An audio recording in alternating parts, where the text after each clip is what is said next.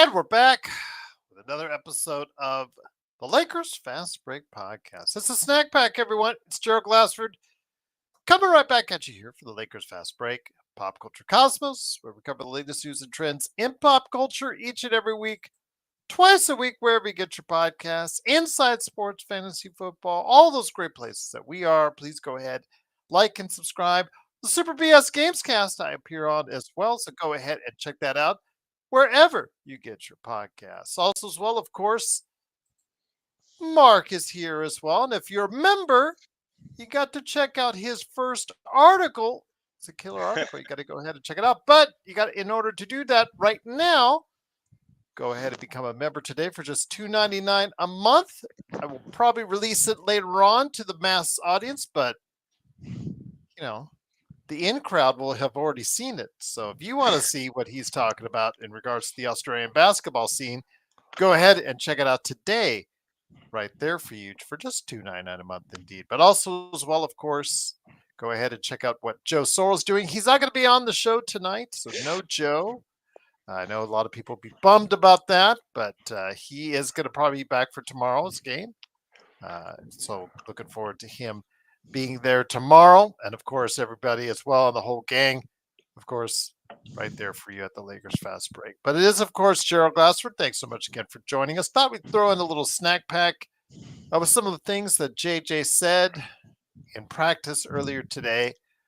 Want to also go ahead and touch on the big game earlier this evening between Cleveland and OKC as well. So, Mark, what's going on, my friend?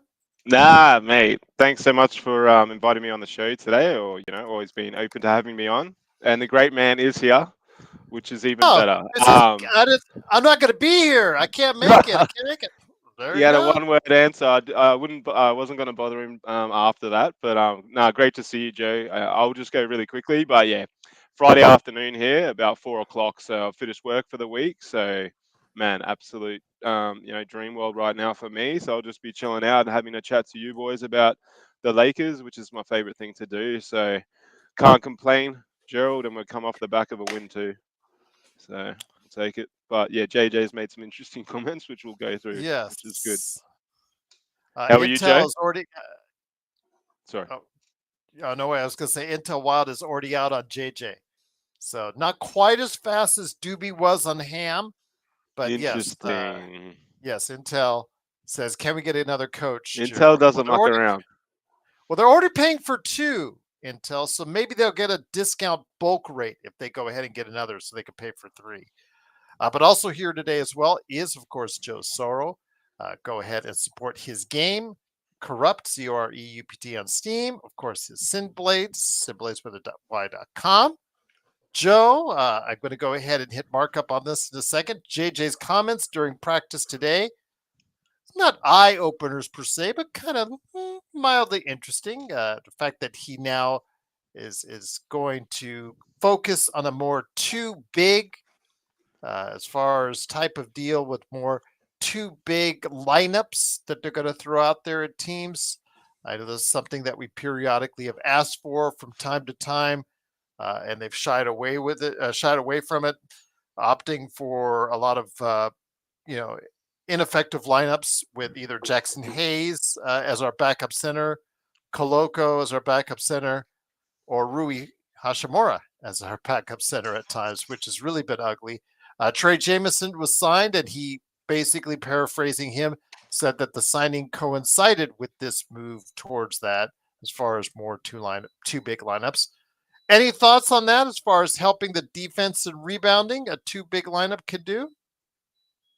No, neither will help. You can't just get a big from the scrap heap and all of a sudden decide that now you have a player that's going to be able to rebound for you. If a big who's lounging around, not being picked up by anyone, could rebound, he would have been picked up. So I don't see this as anything other than throwing things to the wall and seeing what sticks. Because they do know that the small lineups aren't going to work. There's just not enough athleticism on the perimeter for small ball to work, and there's really no small ball center that can play consistently. LeBron May have been able to do that 5 years ago. He can't do that now. Rui's definitely not that guy, and there's really no one else that's 6'8" that could, I'd say, go maybe one-on-one in the post against a big. There's just no one. It's just not in the cards at that point. Mark, do you have anything in difference to that, or do you Well, essentially no. agree with what Joe had to say on a too big lineup Yeah. used more often? Yeah, it's sort of my analysis of it. I don't know the player as well as what Joe would, but sort of seeing highlights of him just since we, discussed that this was going to be a topic. I've watched a few highlights, and I don't know, man. He doesn't look that good anyway. And it's like Joe says, bigs are at an absolute premium in this league. If you're any good, you'd already be signed up. So what are we expecting? A miracle to walk through the door? I hope so, but I'm on the same page. And yeah, I just think that we're sort of forced into the not forced, but we've made this move because our bigs are always injured, and they're just. I mean, Vander, what a signing that's been, and then Christian Wood, where's that guy? Is he ever coming back? It doesn't appear so. So, and Hayes is just average. So, it'll add something to the team and the depth, but it's not going to change the needle. We know that, and yeah, I don't know. It's not that good. Put it that way. It's not. It's not a game change. So I agree with Joe entirely. Doesn't it always make you curious why a 10-win New Orleans team that actually needs depth at the center position waives a 6'10", 6'11", 250, 200 to 270 pound player off their roster? Mark, doesn't it make you curious when that's Yeah, exactly it's the type of player that they need in their lineup? yeah, and you can understand if teams are tanking like Brooklyn, and you might say New Orleans is to a certain degree, but I just think they're terrible. And the way they run's pretty farcical at times from what we've seen. So nah, it's a worry. The only other scenario that worries me more is if we trade with Miami because we seem to get spuds from them all the time. But this trade, it's not going to make us title favorites, put it that way. I do hope in a sense that it might give AD a little bit of respite where he gets some sort of attitude that he actually can dominate because he's getting a minute more of rest. But I don't know. I don't know. I can see this guy coming into the team not even playing. Or To be getting quite the same frank, he will results, play initially and then JJ will go off him. So or yeah, getting not too sure. getting the same kind of results you've gotten so far from Coloco, which is next to Yeah, nothing. yeah, That's good point. probably where I see it right now as well. True. But Joe, um, again, like you said, they're grasping at straws instead of filling out the bigger picture. I don't know if they could have engineered some sort of trade. Richards, again, I'm still at a loss why you would trade Richards, who is on a $5 million contract for what seemingly on the surface looks like a very sufficient backup big, may be able to spot starter. He actually did play well as a starter earlier this season when Mike Williams was out of the lineup. So it's curious that Phoenix was able to get a player like that at a distant couple seconds later on the next decade, and then one sooner is essentially what they got him for. So I guess what I'm trying to say is I didn't know that Charlotte was really that inept of a front office that you could steal it from them. But again, I guess their record speaks for itself, which means the Lakers missed out on another possible prospect that is playing in the NBA. Well, it's how do you pronounce his name? Josh Okogie? Josh Okogie, Okogie, but it's right? also, as Eric says, Maybe. they saved $20 million off their salary tax. Just to So let you know you as just well. got your reason. You answered your own question, and they got an additional 2 second-round picks because I think Phoenix sent No, 3. Phoenix sent out 3, and Charlotte sent them 1. Did you hear what it didn't? Isn't that 2? That's 2. Yeah, they got up 2 more second-round picks.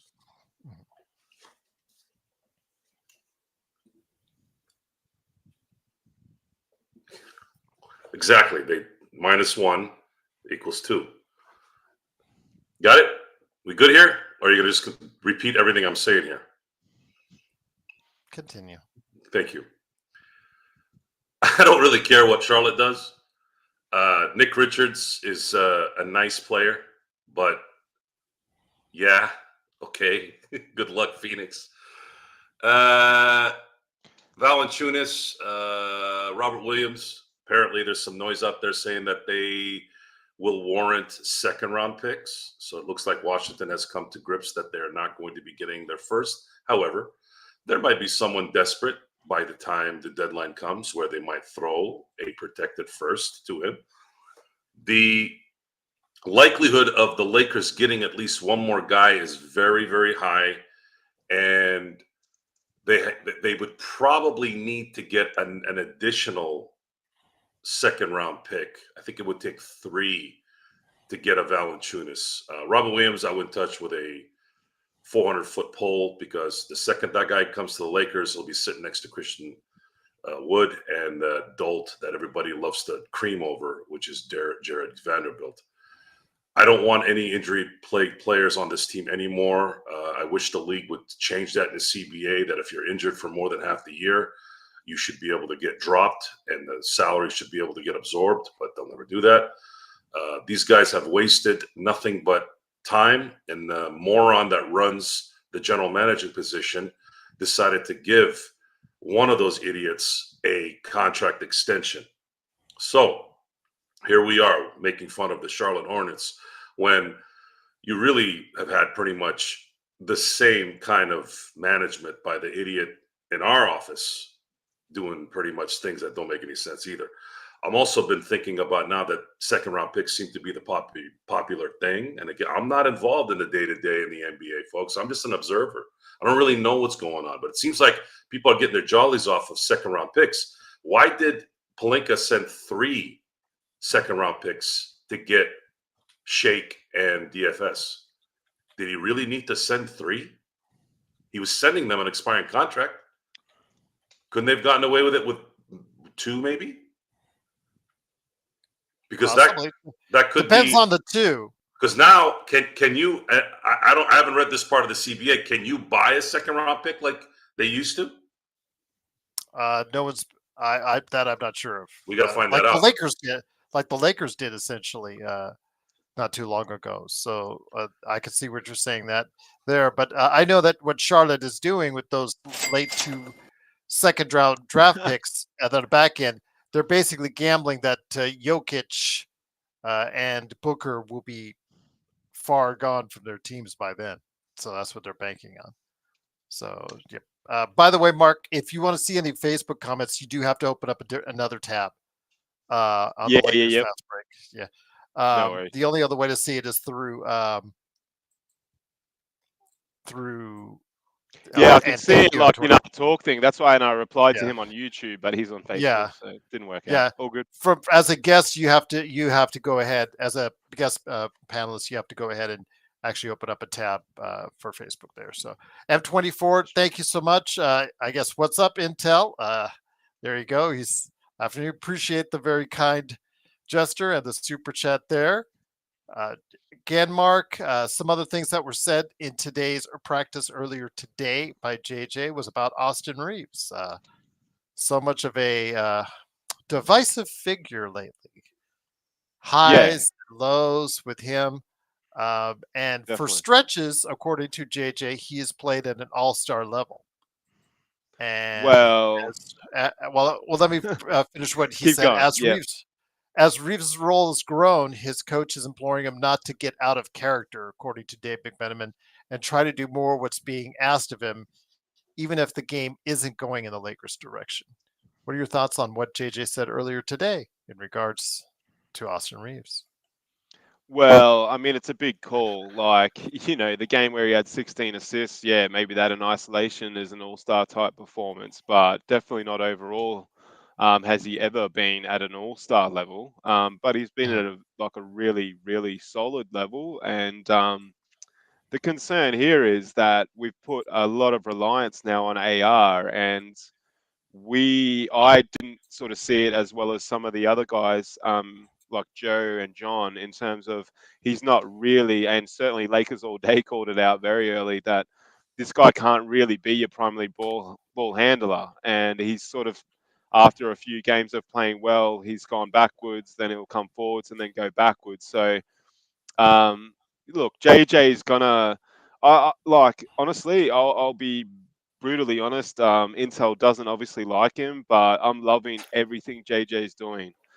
He hates him obviously. He wants him gone, but I'm not saying love might be a strong word, but when you factor in rookie coach, the squad that he's got, the sideshow with Bronny, LeBron, now, to a lesser degree, obviously what he might be going through personally there, that won't affect the basketball side of things. I'm certain of that. But I'm loving what I've seen from JJ, and just the after press conferences, the way he talks, like that one game where we played really poorly, whether I think it was the Detroit game, and he came out, man, and he was heartbroken because you could tell he told them exactly how to play and they played the exact opposite. And it was like that during the 3 game stretch. So you can only communicate, the message to the players. These guys are on massive money. Like at the end of the day, they've got to want it as well. And last game we did play well. We came certainly in the second half we played well. But for me, I don't know what people want out of JJ or want out of the Lakers head coach. And what is the answer? To get rid of him and get someone else and to start the cycle again? It's not the answer right now. I'd love to see JJ get through this period of LeBron and AD and see those guys out of the club and see what happens next with the squad that maybe is more tailored to his coaching or he's got influence on. Obviously, there's got to be results along the way, and we can't bottom out. But we haven't done that. We've been competitive at times without being great. And as someone that saw something similar with like basically Barcelona Football Club, they brought in one of our greatest ever players a couple of years ago, about 3 years ago, to train the club called Xavi Hernandez, and he was a rookie coach, and they didn't treat him right, and now he's not the coach of a club of that club, despite being one of our greatest ever players. So I'd hate for all this sort of pressure to be put on JJ when there's other guys that need to be accountable, like LeBron and like AD. So obviously want to call out JJ's in-game issues and all that kind of stuff. But overall, I'm happy with him, and that's just my opinion. And I'd love to see him there for a while, pending results and obviously the future. But I'm not as savage as Intel. I like the guy, and I don't really know why Laker fans would be calling for his head, despite some of the comments that he might say about Reeves and that. What else is he going to say? Is he going to say Reeves is shit? Like, he's not going to say that. Or Reeves can't handle the point. He's not going to say that in a press conference. He's going to be positive. That's it. I'll just say this, Mark, and I'll bring it over to Joe when it comes. And thank you again, M24, for your kindness. It is truly appreciated. Man. Great super chat. Maybe talking a little smack to Intel as well. Challenge that. I will say this, though, Joe, and I bring it back to you. I said that you're going to have some bumps in the road. Before the season, we talked about how this team, roster-wise, looked like a lower end of the Western Conference team.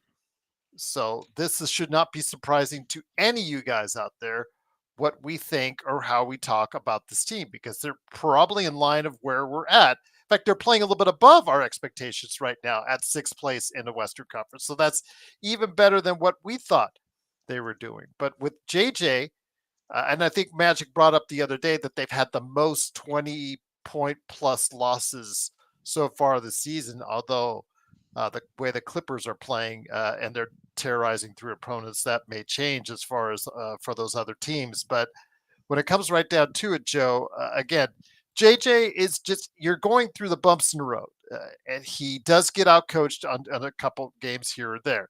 But overall, this team still has a positive record. It's playing above the level we expected him at.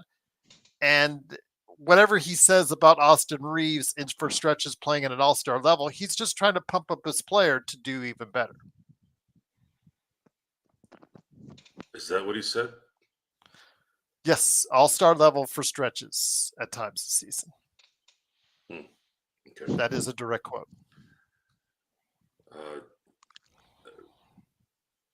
Those kind of expectations or those kind of comments are only going to make you look more foolish. Austin Reeves has never played like an all-star, and he never likely will. Doesn't matter if he drops. Dalton Connect dropped 30 earlier this year. Is he now an all-star? I saw Lonzo Ball drop 30 when he couldn't shoot. Does that make him an all-star? I think we've set the bar low at this point, and that's been kind of festering a lot this last few years. Anyways, people coin and comment on things that aren't really true, calling certain people great, legends, icons. Folks, if you're going to call someone like Gilbert Arenas great, then you've lost all touch of reality on what the word great means. He'll call himself great for you. You've diluted that word. You've diluted anything that's attached to it. Even those who are great. The great is not. It's set for very few people. Great and iconic. Iconic. What is iconic? Iconic is someone who transcends the sport. That's icon. And unless you're there, I don't see any point in using words like that. As far as Austin Reeves is concerned, he's playing out of position pretty much half the game anyways. So if you want to go ahead and lambaste him because he's not doing that job well, then I'm sorry, you're not really good at observing basketball. And I hope you're not going around talking to people who know less basketball than you, acting like you know basketball, which we all know that's what most people do. Austin Reeves can handle the ball in spurts, in rest times, if need be. However, he has to be very calculated, and so does JJ Redick, in when to do that. Because there's going to be times where he can't do that at all in a 48-minute game, and that's usually against elite athletes.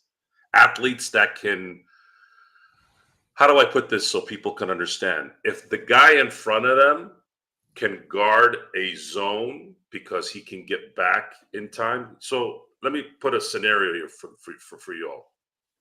Let's say someone is at the block, and at this particular time, they're doing a traditional, we're going to throw it down to the block and see what the center does.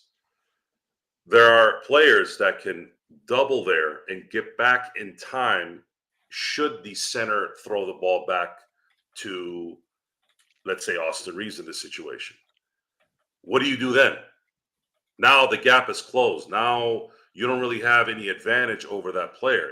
If Austin Reeves had John Morant type athleticism, or let's just say maybe a level below, because John Morant is a freak, you're going to be able to take advantage of that possession. Either you get to the basket, center throws it while you're diving, or you can have a fast enough release where he has no chance at getting in front of you and maybe blocking the shot.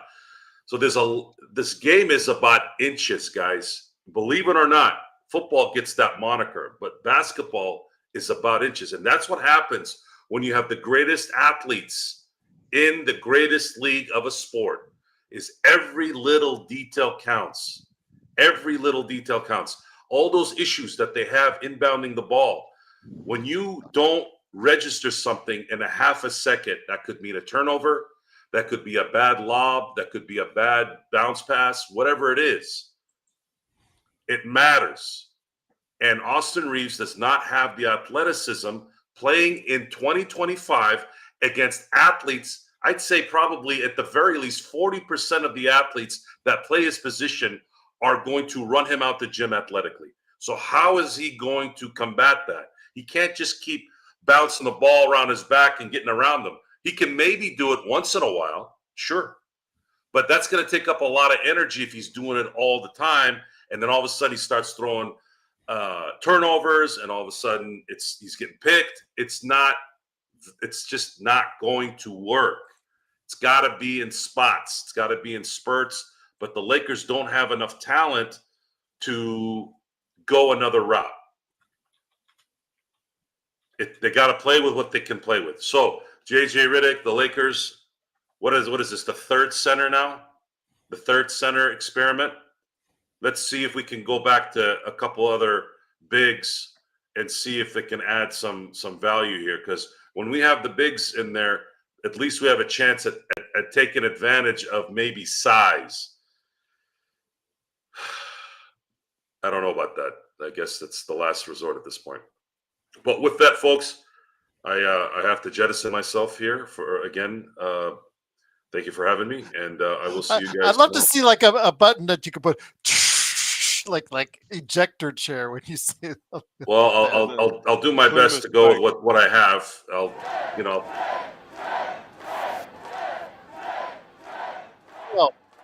No. YouTube gave the world's fastest ban on your short this morning for the music.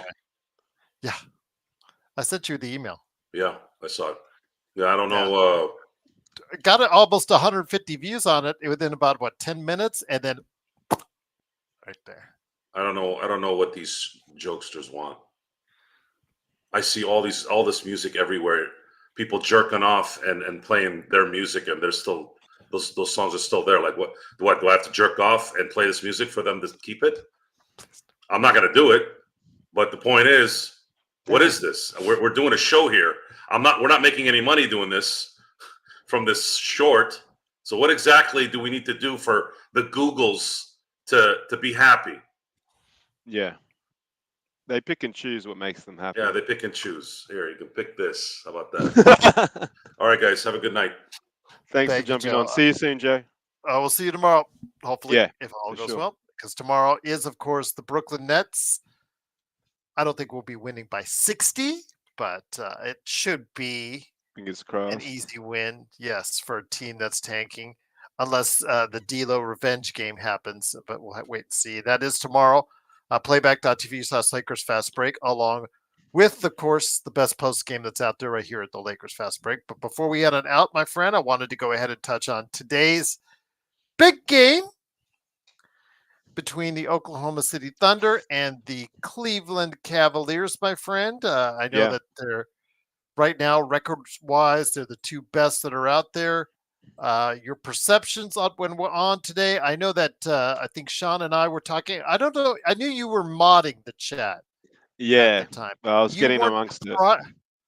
But you weren't the primary instigator. There was someone else that was like adamant on, there's no way SGA is an MVP candidate, blah, blah, blah, blah, blah, blah, blah, blah, blah, blah, blah, blah, blah, blah. Okay.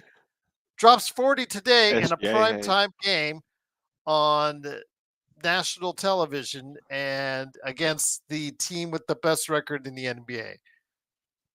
Kind of looks good to a lot of people out there right now, doesn't it, Mark? It does, but I'll premise that I was one of those people. Not to say that he's not an MVP caliber player, but I don't think he's the MVP, was my position. Sounds like the other person was a bit more savage on him. But you got to look at it a few ways, today's result. You've got a Cleveland team that's only lost 5 games. Like, you're going to lose some games. You're playing the best team in the West at home. Like, you can look at it a few ways. It's like, okay, you can maybe, from Cleveland's perspective, sort of move on from that loss and think about the good times that you had and put it to the back of your brain and move forward quite easily. They could go on a 15-20 win game streak, or they could go the other way and start losing games. From OKC's perspective, they had to give them payback. They didn't play well when they played them in Cleveland. I know people thought that game was close, but I personally watched that game and I didn't think it was super close. So it was sort of a bit of a payback game, but then underlying that is when you actually look at the score, and they were getting absolutely smashed, Cleveland. Like the last quarter, Cleveland's won it by 20 points. So if you take away those 20 points, you're looking at a 40-odd point loss, which is completely out of character for the way Cleveland's been playing. And does that mean there's an underlying issue with them? I'm not certain, because OKC is a great team and they're going to do that. If you don't turn up and play in OKC, you're going to get absolutely smashed. So that in isolation, I don't know what you can make of it. OKC, a very good team, Gerald. But let's focus now on SGA. He's had a great night, okay? He can have these great nights. But I also think he's got to prove it just a little bit more. His playoff record is very poor. Okay, maybe he hasn't been there that often, but last year when they got there, they were favorites against, was it Minnesota or Dallas? They lost to Dallas, I think. They were favorites against Dallas in terms of their record. And my boy Giddy was the scapegoat, because apparently he can't defend, but he wasn't playing. So, I mean, if the guy's not playing, how can he be the scapegoat? So, for me, SGA in the biggest moments hasn't proven it. Today was a big moment, did prove it. Olympics didn't prove it. Last year hasn't proven it in big moments. So, a player like that can be an absolute baller during the regular season, but and I know he's a special player, and people are going to think it's insane what's being said here, but I still think he's got a bit to prove, and I don't see what other people see in SGA. I still think he's got weaknesses to his game, and when he gets really locked down, he can get locked down because he doesn't have the ability to shoot the three at the highest level. Now, when he wants to, it's okay. For sure, it's okay. And the perimeter game inside the 3-point line is obviously as strong as it gets in the league. But he's still got to prove it. That's where I'm coming from, Gerald. And you know, you're going to give SGA an MVP, but then you look back at a couple of seasons that Jason Tatum's had. What's going on there? Like, that guy's been as elite at times, but he's not this year. He's tailed off a little bit, but Tatum never gets spoken in the same breath as an SGA. I don't know. Like, I'm not saying he should because he's a Celtics player. Like, we're not going to go there, but I still think SGA, he just has to prove it a bit more to me, Gerald, because he also doesn't explode for 50-point games or 60-point games. Now, quote me if I'm wrong. I'd need to look it up, but I don't think he would have got a 50-point game before. And like ballers do, the Luca has, certainly KD has, Steph has, Anthony Edwards has, Devin Booker has.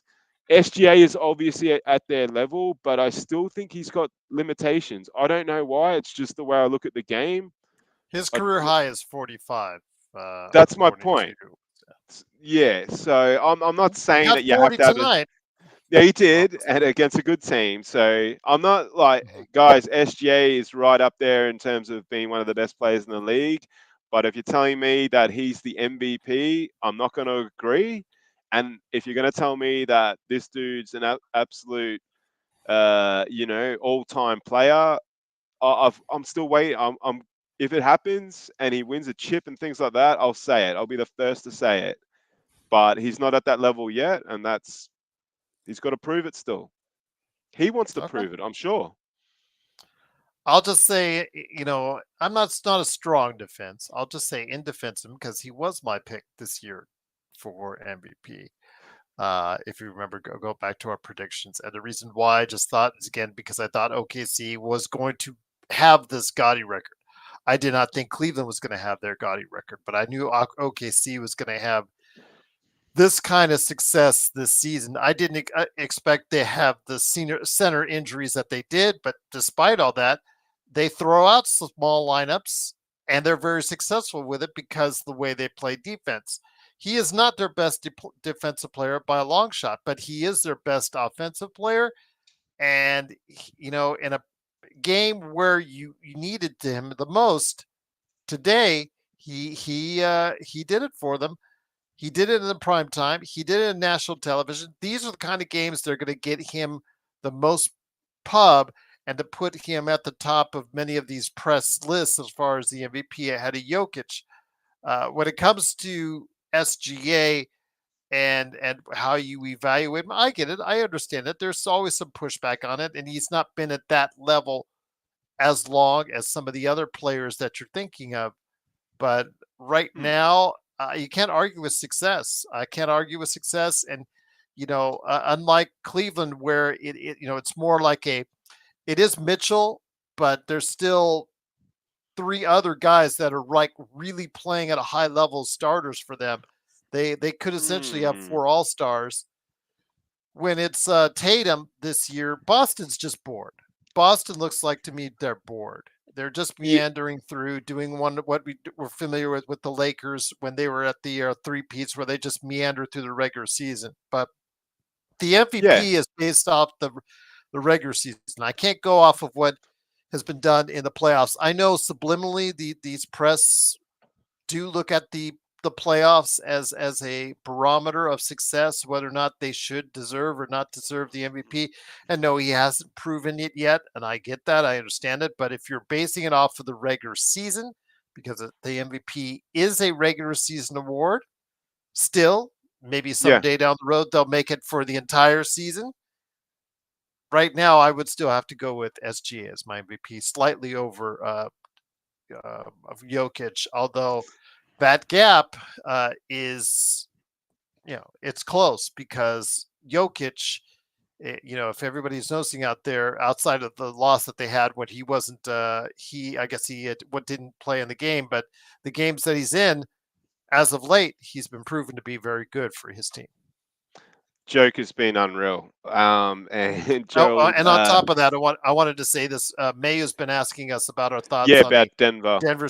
Yeah, because JJ said that he feels that they could be very competitive, according to what Mayu said. That supposedly he said that. I know Joe has Denver as his finals team, so that already answers his question for Joe.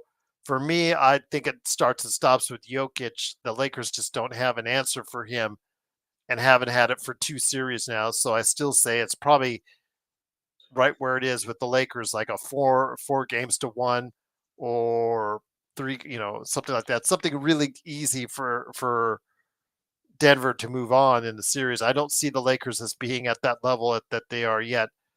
Your thoughts on this, Jokic, Denver whole scenario as well?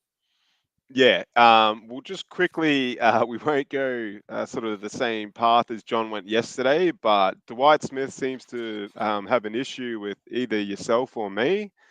And like we told Black yesterday, calm down. And if you've got any problems, just leave. Like you don't need to abuse people that come on the show and spend their own time on the show. So calm down, Dwight. It's all good, bro. But if you want to be here, we want you here, okay? But other Yeah. than that, yeah. But yeah, Who's he? Denver. Who's he mad at? Who's he said is? I don't know. And he had another comment that we had to filter out before, which was even worse, to be honest. So let's move Oh on my from gosh. him, Yes. because we seem to get a few trolls come into the chat when we have absolutely great people like 805, JD, Mayu, Gustavo, Well, Ali, and hold the on. rest Let, of let me them. just say, I'll just say, I am this guy talking SGA, and if he does win the award, and the OKC has the best record, you'll be looking very stupid.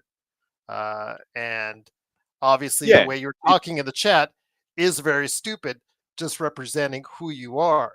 Now, if you cannot have a disagreement with somebody and say it in a respectful manner, then again, you are all in your rights to go ahead and leave.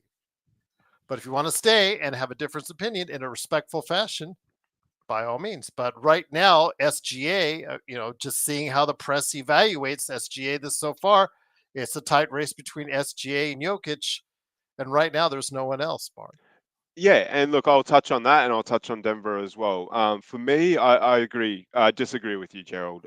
For me, Jokic is the best player in basketball, Oh, I'm not and saying who's the best player in no, I basketball. know, That's and that. you're yeah, yeah. Yeah. Sorry, and to expand This on the is point, I this also this believe is he's the not best this is player not this no, yeah, this I'm season. not saying that at all. I'm saying Jokic is the best player of this decade. It's not even close. I'm not even Yeah, going to argue with that.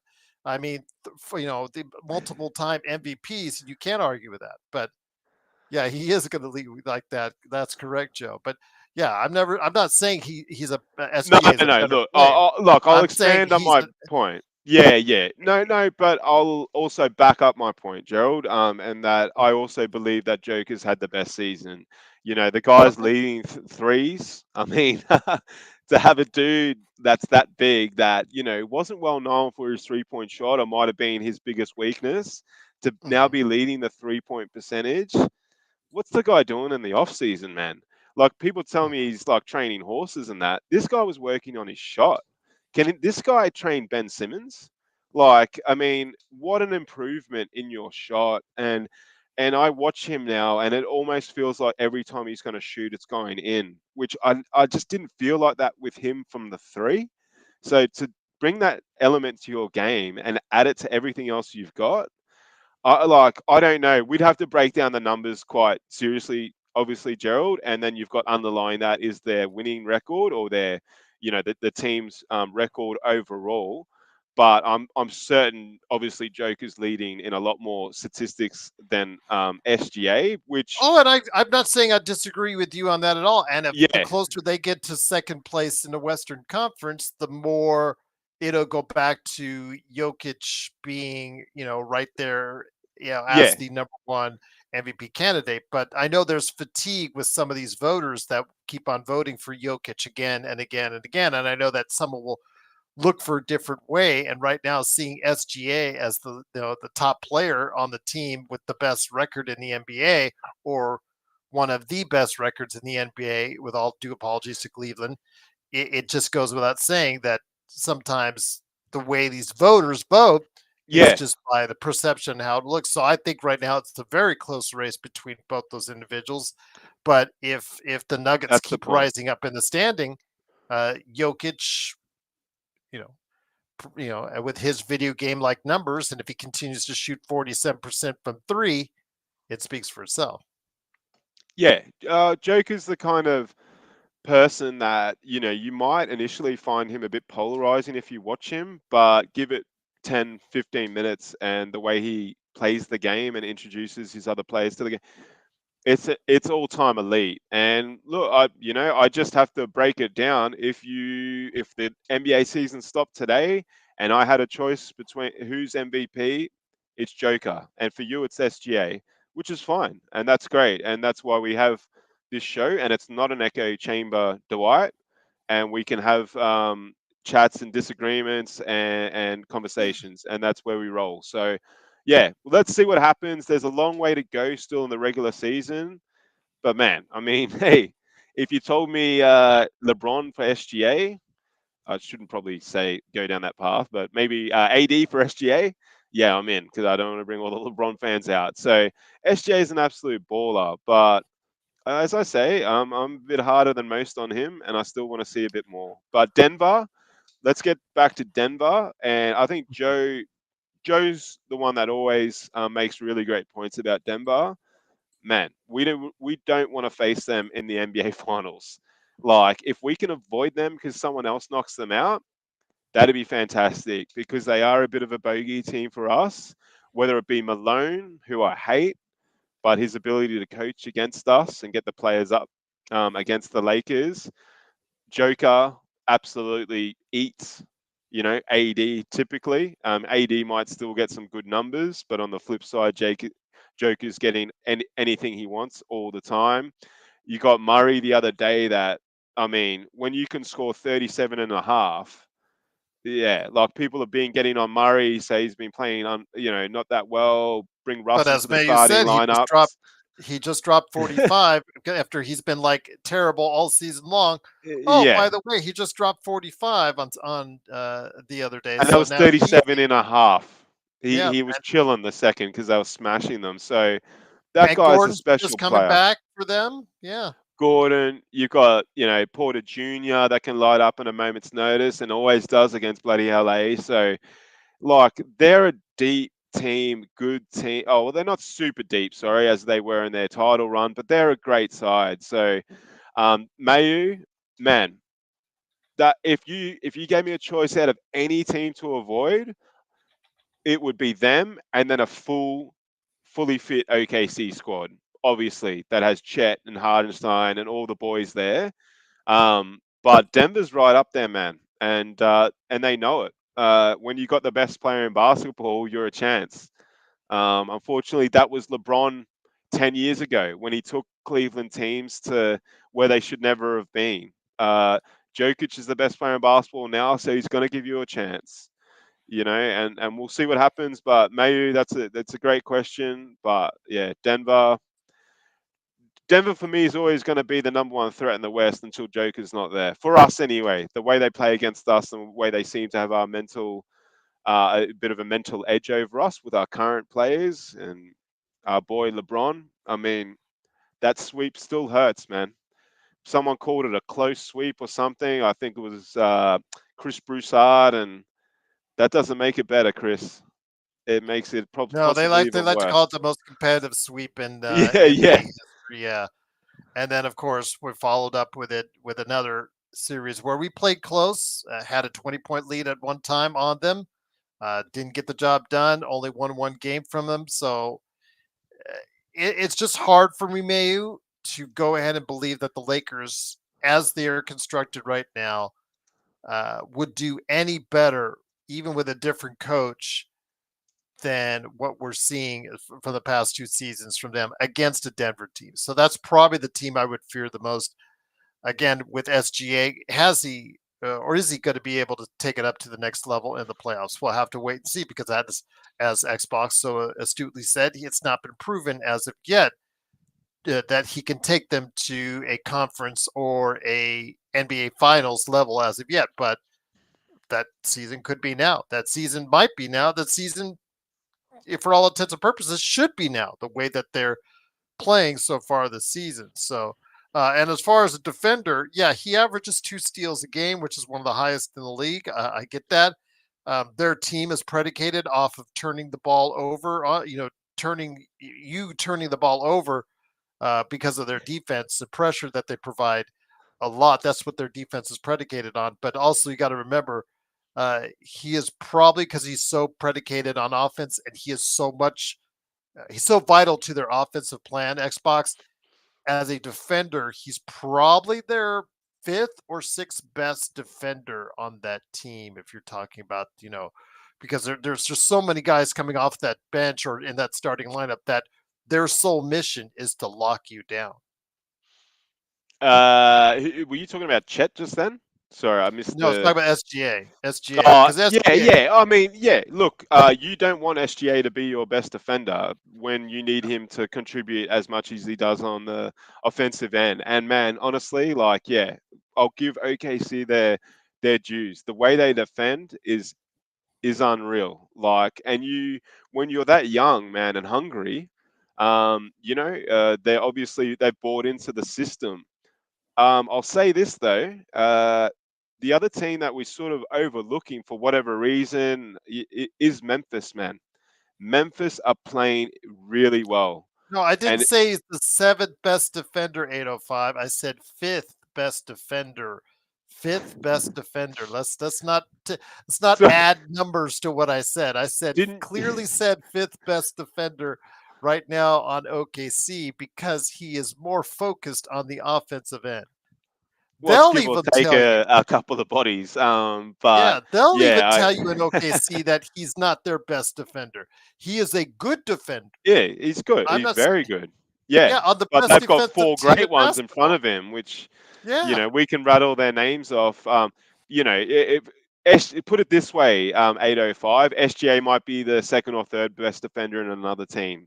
So, But you were comparing um, him to Kobe at 805, and I'm like saying, Curdy, I don't oh want to man, go there yet. He needs a much more established history and timeline of success before you would want to put on pressure on there. But Case and Wallace, Dort, Jalen Williams, those guys are Caruso.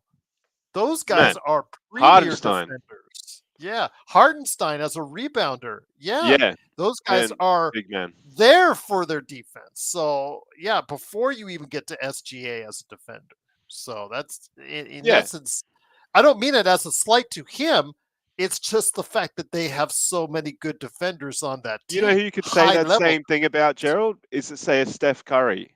Like Steph Curry for me was a little bit of an underrated defender. The dude was is a decent defender, man. When you can run like he does, he can stay in front of people. But that's the last person you want to be the best defender on your team. You know what I mean? Like the guy it's like a Messi in football.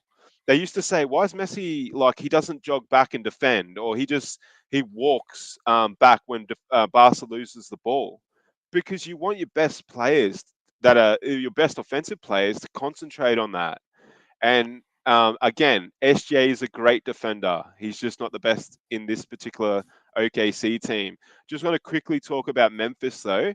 Mhm. Man, hey, they're playing well. And that Aldama, as the guys know, yes, I am from Spain, but yeah, that's okay. I'll just quickly Dwight, man. I appreciate what you're saying there. Like, I could be very wrong on SGA, but you got to admit, bro, when you first came in, you abused me and we had to block that comment, and then you went a little bit hard. Other than that, bro, it's fine. We want to hear what you have to say about SGA.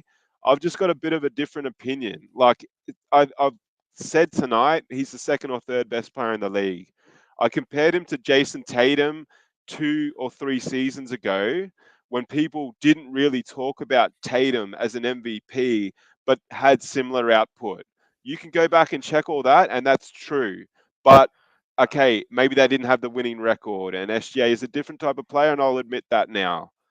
That's where we came from. I'm And just going to say this. I would not start my team with SGA. I would start my team with Jokic or Wembanyama first before I went towards a player like SGA or someone else. Those are my top two players right now I'd start a team with. So those are the two players I feel that are going to great point. be the best, or in Wembanyama's case, develop into the best player in basketball. So if that's, but Yeah, MVP is not always about who is the best player.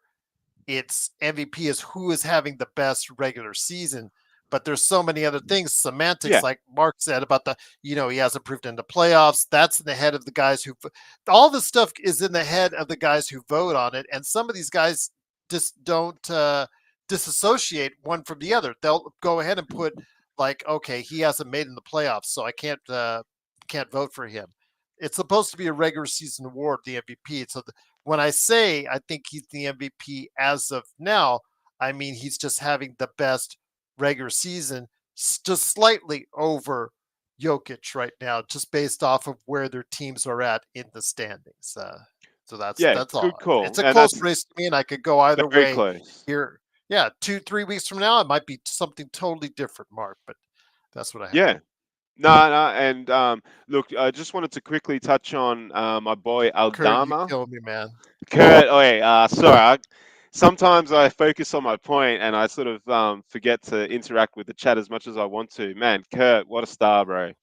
He's the funniest dude. I don't know. He's got to write memes or something. I mean, he comes out with the funniest comments. But thanks for backing me up there on SGA being the Slim Reaper. I But used to know people that used to write jokes for comedians. Mark, I'll yeah, just say it. Yeah, if he's up Kurt, there you with have that kind of. yeah. Yeah, If you ever decide to pursue it, yeah, there's probably some comedians out there that would love shout to out to hear. Giddy too. Get yeah, exactly, get your Nah, material. he's a great and he's a great mod. And look, Blood's here too, man. This is such a good chat. So, shout out to the chat. But just quickly, Aldama, man, bruh, being a Spaniard, that dude's not bad. He's going to be sixth man of the year. I hope they don't all of a sudden go, you're in the starting lineup, so they take the award away from him. But Aldama can play, and he's every time I look at his box score now, because my boy Giddy's sort of dropping off a little bit. Giddy's getting numbers that sort of that triple single type numbers, which is a little bit concerning. But yeah, Aldama's playing really, really well. And interesting comment there, and we'll entertain it. Someone said Jar is overrated. Did that comment, was that there moments Well, they're ago? talking about also as Or well JD? the attempted dunk. I think because Yeah, the attempted it dunk didn't on count. Wembyama. Yeah, I Yeah, shared that in our little yeah, group chat yes. there, and man, I mean, that guy, for his size, to be able to jump that way and elevate, and the way he can slam, because his actual reverse dunk that he did, Vince Carter, I was watching the NBA TNT or whatever. They had Vince Carter, Jalen Rose, and Shaq on there, the midweek sort of show without the big boys. and they went through dunks of the year. And I mean, Vince Carter actually gave dunk of the year to up to this point to that Ja Morant dunk against Boston, where he did the reverse double pump and how he double pump and reverse dunked it, because he said the degree of difficulty was just insane. And if you watch it back, Porzingis is rushing him, so he has to actually change his decision making whilst gathering the ball to go for that kind of dunk. So, there's been as good dunks for me this year. Certainly, Anthony Edwards dunked the other day. If he got that dunk counted against Wemby, it would have been the best dunk of the season. But man, freakish ability. And look, we don't obviously get the same coverage as what you would in Australia as you do in America in terms of these players day in, day out. You've got a lot of accessibility through the internet, but he seems to have, I could be wrong, but he seems to have locked in. I don't know. He might be going to clubs or strip clubs after the game and doing what he was doing in the last year or something. There's a little bit of a change that I can see in Ja. He's always going to be Ja, who ironically is his actual name is Demetrius. So there's probably a reason he changed it to Ja, because it sounds obviously a lot cooler. But man, if he's locked in, Joe said it before. The guy has freakish athletic ability. Like, you actually can't, if you break it, you probably can't really compare him to anyone else in the league. The way, maybe an Anthony Edwards in terms of that freak ability to jump, but Jar's a different player.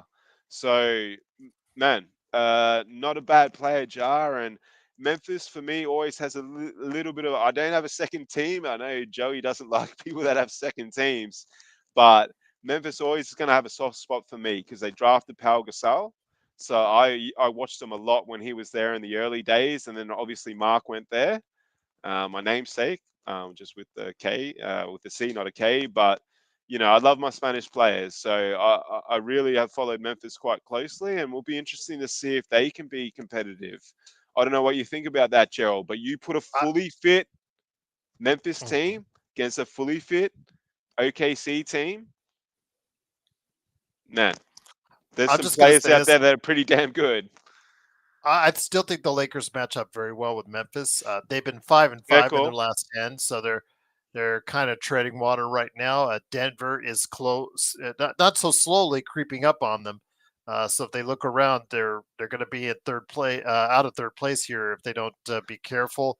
The Lakers, if they go on a streak, could surpass them as well. The thing is, in a series, I think it's not about Ja, because Ja plays in the moment. I think for the most part really well. I think it's up to Triple J, who's having a really, really good season, and Bane to step up. If Yeah. those two players step up, then they have a shot against anyone. But so far, they have not proven to be, uh, at that level just yet. Although there's been limited opportunities because the fact, they after their playoff run 2 seasons ago, they really didn't do well last year because of all the injuries. No. So we'll see. We'll see how well No, they they've do. got a lot to. That's like similar to my SGA comments before. Sorry to cut you off, Gerald. Jar's got a Oh lot no, to prove. He's got a lot to prove I don't think it's when it Ja. counts. Ja proved it to me in the playoffs. He played with a lot of heart and a lot of determination. It was the other guys who got mixed results, especially Triple J. And I really think Yeah, that true. he is the key to their success this season. Yeah, and Baines went hot and cold, and Dylan Brooks. That's certainly that series against us. He he was made to eat dust. So I just mean overall, when you look at these kind of these guys' careers, we're sort of moving into the next run of player, or next run of superstar, someone who can dominate the league, who can win the next chip. Now, Joker's already done it, so he's going to be floating around. But who can take over from your likes of LeBron and Curry, and well, before that, KD when he was with the Warriors? Who is that guy? Is it Ja? Is it SGA? SGA seems to be a bit more of a quiet personality, and he is Canadian. Whether or not that affects his popularity in America. I'm obviously not there. I'm not too sure, but is it Anthony Edwards? Is it? I mean, the boys there in Boston. I don't know what's going on there. Like you said, they've lost a lot of interest, but I also think that people are catching up to the way they play. That sort of the way they shot the three and the way they shoot the three. 70 times a game or whatever the amount is. People can catch up to that. And I feel like there was a bit of a window the previous season and certainly last season. People are a little bit confused on what sort of team they were playing in Boston because you got some ballers there that like guys like Tatum that were, good 3-point shooters, but they're also sort of like mid-range threats, which don't shoot mid-range anymore. It's all threes. And they got in Drew Holiday and, they've got obviously a really strong team. But I don't honestly, if like they're for me right now, they're not the top team in the NBA, and I think they're beatable. I hope they're beatable. We hate them so much. So, um, we'll see. I think there's an element of catching up to them. So, is it Tatum that's gonna, he sort of was grabbing the mantle, but he's dropped it a lot. Devin Booker, he tried, couldn't do it. So, man, someone's got to step. Trey, man. I mean, like for me, I love Trey Young. I'd love to, like, if you gave me one choice out of the players in the NBA to take, obviously there'd be a few like Joker and stuff, but if there was a certain level of player, it'd be Trey, man. Love Trey. So, who's going to step up, guys? Uh, I don't know. It's a big season. Can Jar, can SGA, can someone get over the line and create the next dynasty? We'll see. Not too We sure. will see. We will see indeed. Very good words tonight from Mark, aka Xbox. Truly appreciate it, Dwight. Still here. Glad to have you here. Yeah, back to Glad to what. see we've settled everything and able to move on. Respect your opinion. Hopefully, you'll try to respect ours as well. And I do truly appreciate you sticking with us. Mayu, about a team in the NBA comparable to the Vikings. It could be Cleveland or OKC at this point in time because both have yet to prove it when it truly matters to get to that next step. Both of them have reached the second round, but both have not yet achieved a conference finals or a finals yet. So, with their current roster makeup. So, we will see. One of those two teams could be the Minnesota Vikings of the NBA, but we'll have to wait and see. But Mark, great conversation. Truly great to have you here. But before we go, did you hear the little tidbit about another basketball league being started up? And one of the people involved is a good friend of one LeBron James in Maverick Carter, being, I guess, either an investor or someone being brought on to, I guess, guide a league that's in development, I guess, abroad, involving, I guess right now, 6 men teams, 6 women teams, I think was what I saw in the article. I don't know how serious this is, how well it will do. Uh, Obviously, it's going to take a considerable amount of funding in order to not only make the league viable, but also to get players to want to jump from the NBA. Your thoughts, though, when I heard the name Maverick Carter, I'm like, huh. I hope he doesn't ask LeBron because LeBron's future goal is to own an NBA team of his own. Well, look, I mean, hey, if he asks LeBron and takes Bronny, I'll take it every day of the week. Start whatever league you want and take Bye Bronny bye. where he. Adios, Bronny. Don't come back. But having said that, I think some of the guys in the chat before were saying that Bronny has higher jersey sales than SGA and possibly Jar. So that's the reason he's at the club, guys. And I think Joe's made that point many times, as has Gerald. It's a money thing, and unfortunately, the dude is bringing in the coin. But this new basketball league, look, Gerald, for us, I've We'll said this see. to you guys personally, yeah. But the reason this new basketball league is coming about and is getting talked about is because of the negativity around the league. Like, remember a couple weeks ago, the coverage was, for me, Gerald, was insane about how bad the ratings were in the NBA. I mean, like, if you actually look at it, I think the Lakers Golden State game on Christmas Day was the That did highest rated, uh, yeah, in in a long time. 5 years plus, I think. Yeah, It earned an average of 6 million viewers, 7 million at its peak. So yes, yes. So like, people are correlating the play of the game, the three pointers, which people of my age, our age, Gerald, 40 years, 50-year-old people, didn't grow up seeing that type of game. So the adjustment hasn't been easy. But man, I've got nephews that are 10. My nephew's 10 and he goes for the Lakers because of me. My nephew's 13, who I love, goes for the Warriors. Don't know what happened there, but they don't know any different. do you They walk love up to him, the pat him on the shoulder, say, "That's okay. Everybody makes That's- mistakes." yes, right. No one's perfect, is what I always say. Messi is Argentinian. He's not Spanish. No one's perfect. Rafa Nadal, great Spaniard, goes for Real Madrid. Not perfect. There's always an issue with someone somewhere. But it sort of just back on that.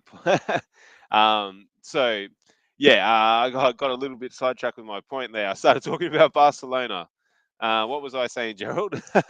This is again, it's regarding about just about where the league is going, and the fact that that this Maverick Carter deal, Yeah, so sorry to like an get so 805, sidetracked. 805 is not, and he has a valid point. This league could be something with the right amount of funding. Eh, Let's say, let's say Yeah, The Saudis get involved with that with their huge cash, uh, yes. whatever they've got as far as what they do, as far as That's finances are concerned, oil, whatever you want to say. However, they're funding it. These other leagues, they Live is still viable even to this day. We thought Live was going to die a massive death next to the PGA, but you see that's kind of worked out for both those leagues. yeah. Whether or not this will become viable, we'll have to wait and see. But I think it requires a major investment from an outside source, and maybe Maverick Carter knows something that we don't know in regards to it. But it's just kind of interesting when his most famous client has repeatedly said that he wants to own an NBA team, and I don't know if it's going to be a conflict of interest or anything like that down the road, but yeah, Wow. it seems interesting how one member of the team is going one way and the other member of the team may be going another. Yeah, well, if we're starting to talk about conflicts of interest, we might want to look at some of the players that are managed by these blokes, who is LeBron James' best friend. So, What? there's an issue there with the way the league was being discussed, and people have maybe seen that there's an opportunity to do something different. And it's not dissimilar to what's happened recently in the last few years in European football, where European football they tried to do a breakaway league, with some of the biggest teams in Europe: Barca, Real Madrid, Manchester I saw United. that. Yeah, and it was a big thing, and because there's still a lot of fan involvement with clubs, like, even for example, Barcelona is owned by the fans. Man, they came out and protested. They refused to go to games, so it got turned away. But there's always a risk when you're taking your product a little bit for granted that someone's going to come along and try to do something different. But for me, I just don't see it happening. The way the NBA is set up, the strength of the NBA, the way that it absorbs you through 82 games, the history of the league, you can never say never, and you can never, rest on your laurels. But it's a very strong league, Gerald. And I know that some of the ratings in America haven't been strong, but I'm talking from an Australian perspective, and also having Spanish heritage. And you know yourself, Gerald, with your exposure to places like the Philippines. I've got a lot of exposure to Asian countries, and obviously Asian people in Australia. This game, man, is loved. Man, it is big time. It's the second biggest sport in the world to football. It wasn't always that way, but it's got itself there.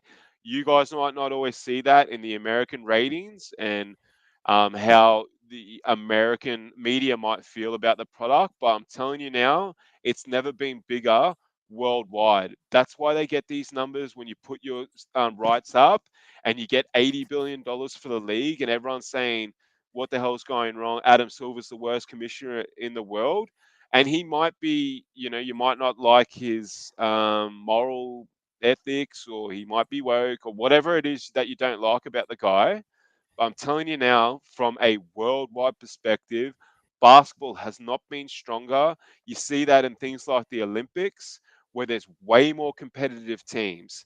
Yeah, America's always going to be favorite, and the dream team typically is going to win it. But man, they were seconds away from losing to Serbia.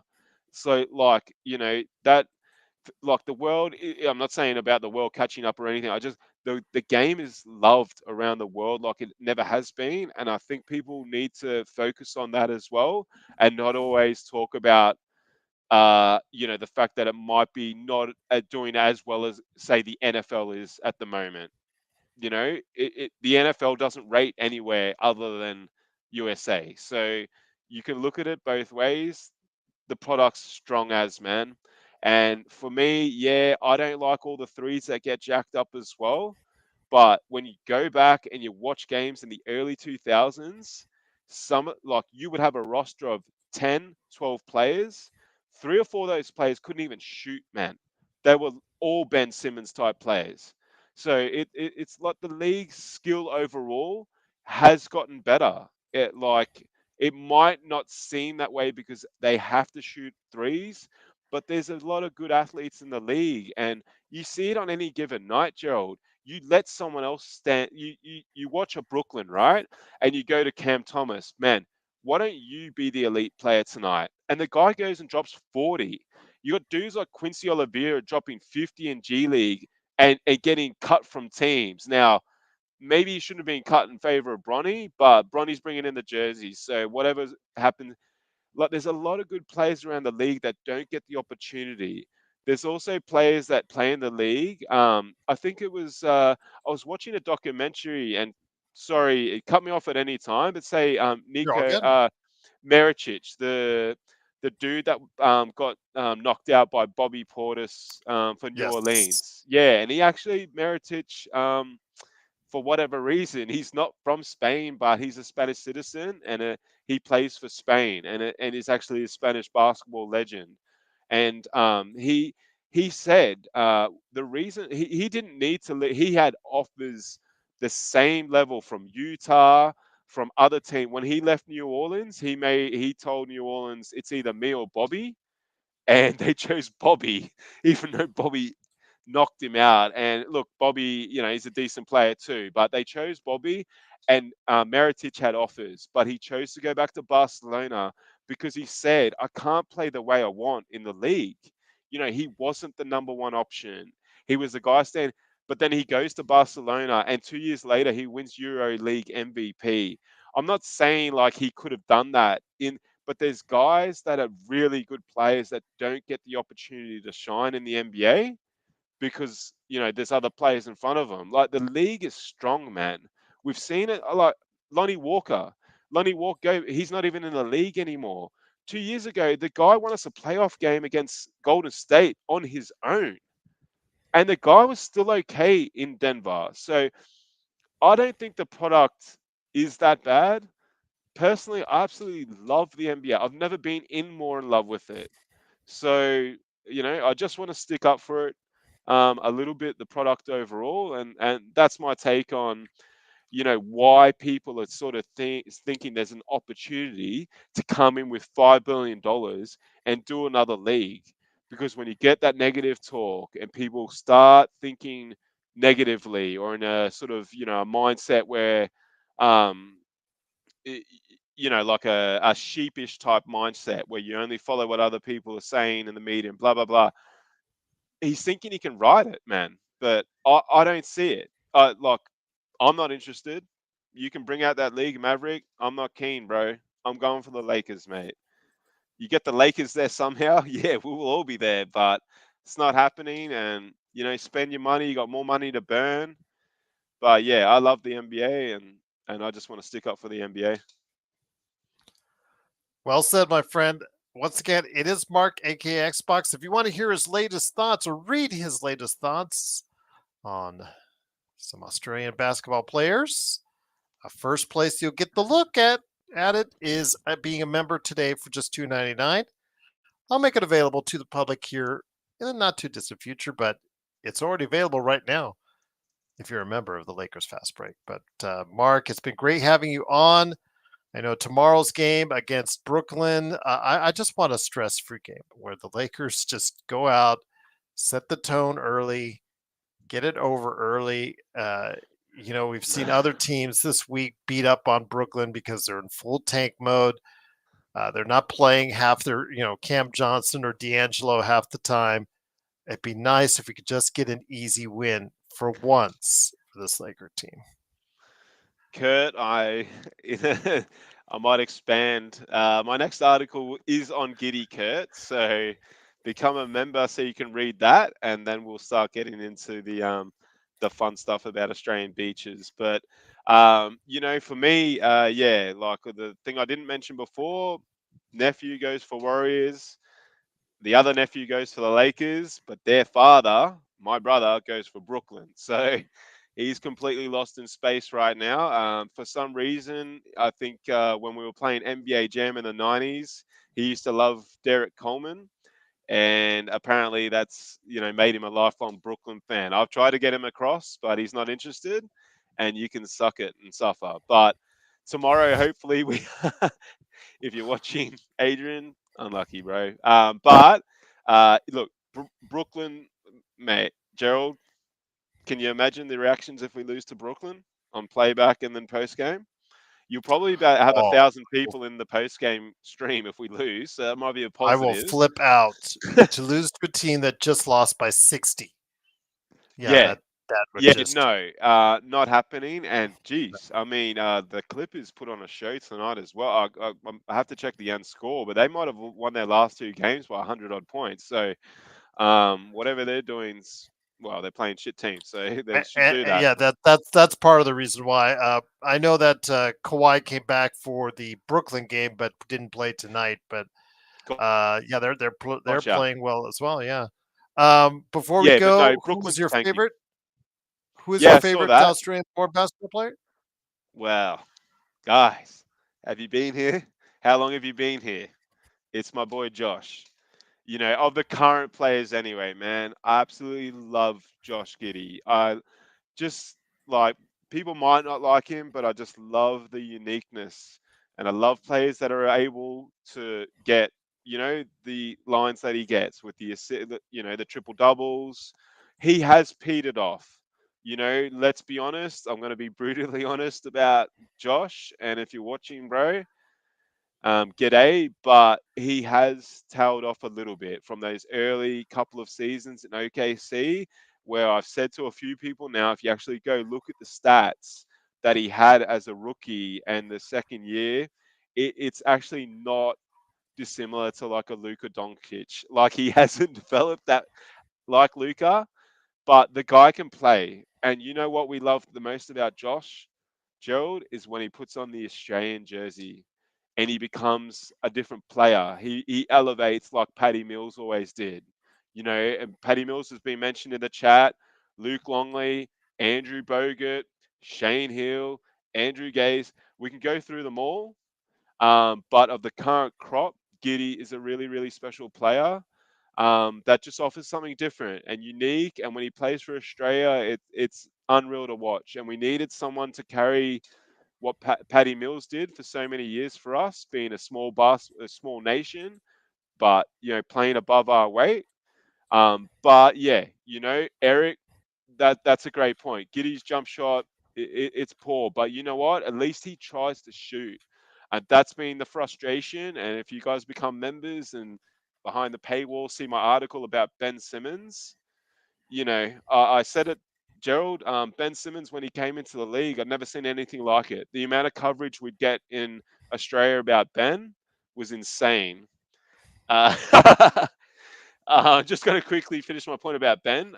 But yeah, the inability to want to shoot and obviously the mental state that he got in, it hasn't worked out. So Like I said in my article, we still love Ben and we hope he comes good, but we have moved on to other players like Josh and Dyson Daniels. Can we just quickly go on to about that point, Kurt? I don't know where we go with that. I might not touch on it actually, but Yeah, but Giddy, you're look, not again. You're not the he, only one that's thinking at 8:05, as Kurt and I but went to. yeah, having said that, you know what, man, he also bounced back from that. Okay, like guys, you gotta, you might believe in the justice system or not. You know, he was never prosecuted and nothing came of it. So he copped a lot, man, during that time. And I'm sure there's other players where maybe similar things have happened and it wasn't reported. People also said he was favorably looked upon during that time. You know, if you just break it down, Gerald, he was also a very young man. So I'm not sticking up for any of that stuff, guys, but let's move on.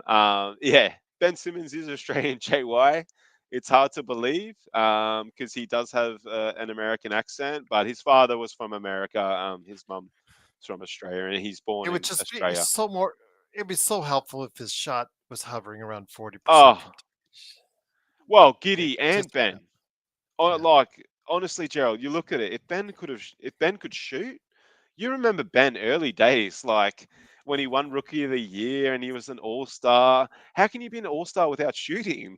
Like you must be pretty good. He did everything at an absolute elite level, but then the mental demons got him, and it's been a shame. It's been a real shame. You know, this guy was talked about, you know, on the same levels as, you know, a Zion in terms of when he was coming into the league. Zion was probably just that next level, but Ben was huge, Gerald. You would have known it being, you know, when he went to LSU and all that. Man, they were covering his games like they covered LeBron's in high school and that. He was really, really touted. So, yeah, and the other thing, just quickly on that, Gerald, he's never played for Australia. Bro, I mean, That's a shame. that is. Oh, it breaks my heart, man. Like the Olympics, he could have gone there. He could have proven something. He could have been an asset. It's hard to understand why he's never played for Australia, but he's promised he will, and blah blah blah, and it still might happen. But that's been one thing that Australians don't like, that, Gerald. You know, we're Uh, as patriotic as yourselves, and when you sort of turn your back on the country, it's hard to take. So. Yeah, shout out to Ali, who's just joined as well. Great to see Ali, man. but we're heading on out because we got a lot of work to do for tomorrow, and Yep. that is, of course, for the game against Brooklyn. It'll be on here for playback.tv / Anchors Fast Break. Besides, if we stay on any longer, we're going to get probably in a little bit of trouble here, more than we are when we started on the Josh Giddey conversation, because yeah, it has nowhere to go but down as far as the conversation is Yeah, my concerned. bad. No, not your bad. It's our chat's bad. Of Is that the course, great I man was actually Joey having a bit of well, I was a actually, play? Mark, I was actually kind of thinking that as well. So yeah, that's, Yeah, we're all on the same page with it. But no, yeah. good luck to Josh. Good luck to Josh, indeed. Find a jump shot. There you go. But Yeah, man, quickly. he can't pass, he can't distribute, and hopefully that'll lead to better things for him as the Chicago Bulls point guard. But again, it is, of course, Mark. If you want to find out more about the Australian thoughts of basketball players that emanate from their country, he has already started on that process with an article that you need to read if you're a member for just $2.99 a month. You can check it out right now. But current affairs says nowhere to go but down is also how. Okay. See, Kurt. My You need to read gosh. Kurt's comments before you say them out loud, just in case. Yes, yes. And one more. Shut up, Joe. I will leave it at that. But once again, it is, of course, the Lakers Fast Break. Truly appreciate you joining us. Mark, any last thoughts, my friend, before we head on out? No, look, no, Ali, Josh is not in trouble again. Uh, He's all good. He's in trouble in the fact that he's in the Bulls and they're not winning. But no last thoughts in terms of anything in particular. I just want to say shout out to the chat. Really great stuff. Great engagement. Shout out to Joey. Shout out to the boys, the playback boys. And yeah, man, like obviously it's a I wouldn't say it's a big game tomorrow, Gerald. It's a game that we got to rock up. We got to play well. Hopefully, like you said, first or second quarters we can get a lead. Maybe we can rest LeBron and AD and some of the other starters in the fourth quarter. That's got to be the goal for tomorrow. Is to get ourselves to that place, get the boys, get a lead, get a win where it's comfortable, not be chasing like we're always chasing or tight, and move forward, to the next game. Brooklyn are easy beats, guys. So, I hope it's what we all expect, a nice and easy win. And I can chill out on my Saturday night feeling good about the Lakers for once. So, yeah, no last thoughts. Can't wait for tomorrow's game. And always good to beat my brother. So let's hope we beat the Nets, or else there's going to be issues all around. There's going to be massive blow-ups in Australia, and LA's had some pretty bad times of recent, but they don't want to lose to Brooklyn. They do not want to lose to Brooklyn. And there's no excuses. So we'll see, hopefully, a easy victory for the Lakers tomorrow. And with Xbox being a great part of it, hopefully you'll join us. Playback.tv/Lakers Fast Break. And of course, right here at the Lakers Fast Break podcast. So for Mark, aka Xbox, and Joe Sorrell, who was here earlier, who is still spouting off in the chat as only he can. This is, of course, me, Gerald Glassford. Thanks again for watching, listening. Truly appreciate you joining us. Looking forward to the Lakers continuing a new winning streak, getting back up in the Western Conference standings. This chat, I'm telling you, this chat. He might have been dropped on his head or something, Kurt. I'm not too sure. There's obviously issues with my brother, but I do love him. But yeah, the Nets thing, it's not cool. And with that, we'll just leave it as far as the family affair is concerned. Go ahead and hear more of this fun stuff tomorrow. Brooklyn, the Lakers, and then, of course, the Lakers Fast Break. We'll go ahead and make sure that we have it for you as far as the post game lined up for you. Everything that we do for you during game time right here at the Lakers Fast Break podcast.